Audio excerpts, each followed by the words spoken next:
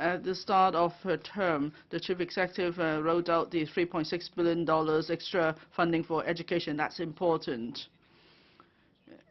We hope the education sector hopes that in this policy address you'll do more, because we need to have an ongoing policy effort to deal with education. Now, Mr. Xiu Ka-chun just talked about student suicide. That's something really sad, and so we need to continue our effort in promoting education. Now, this time around in the policy address, more focus is on investment in higher education for the junior secondary education and kindergarten education. That's just rather disappointing. For example, we've asked for improvement of a teachers ratio and full implementation of graduate posts and so on. There's no mention in the policy address. Last night I went home and I read the policy address in greater detail, and I found that it's not just a policy address. There's something in the policy agenda as well. For example, full graduate posts for all teachers.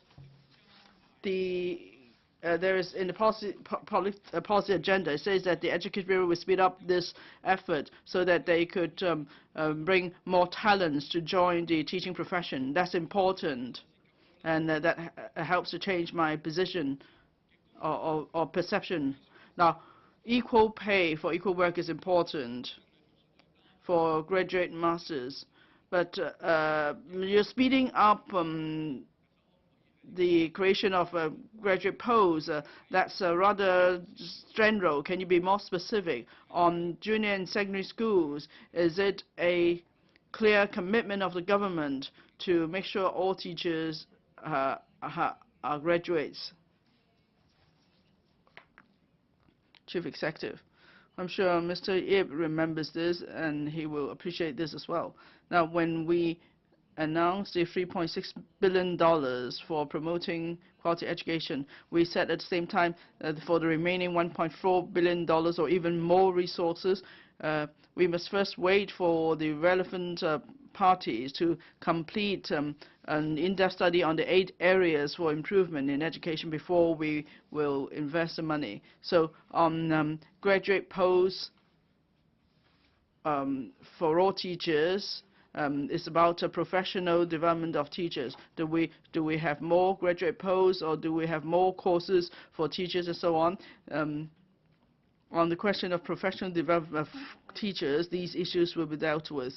But then definitely the direction must be as what you've read out from the policy agenda, that is, we'll speed up the process. Of course, we're not going to slow it down. But then as for the exact approaches, we have to wait for the study to be completed.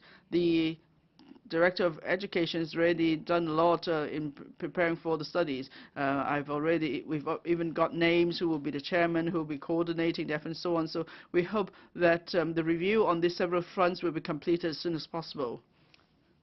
Now, of course, for every policy area, definitely it will involve additional resources. Now, you might recall in the chapter on people's livelihood, I said from the outset that when it comes to social services, it's not just a matter of supply and demand. It's not just a matter of wish. It's a matter of allocation of resources. Now, I may have a new fiscal philosophy, but resources remain limited. So we have to look at all the demands, and we have to do the calculation, and then we will need more discussion with the education sector to set priorities. And then we'll see whether certain projects could be taken in phases to relieve the pressure on public finances. Mr. Kin-yuen. Yes, Mr. Chairman, Mr. President, I appreciate that the Chief Executive said that we have to wait till the review is completed, but that may take time, 1 year, 2 years, or 3 years. But then for some projects or items or initiatives, we already have clear consensus that is all teachers should be graduates. Now you said that you're going to speed up that effort. If that's the case, must we really wait for other reviews to be all completed before we take that forward? Now you have $1.4 billion available. Can you not do that in phases so you could start that scheme as soon as possible? Well, agreed. I hope to complete all this review as soon as possible, so that within this term of the government we could deal with all the long-standing demands of the sector. Now, if we use the resources on something else, maybe after studies we find there's a need to have urgent resources for certain urgent initiatives, then we can't do it. But whatever we can do, we'll do quickly, as you can see.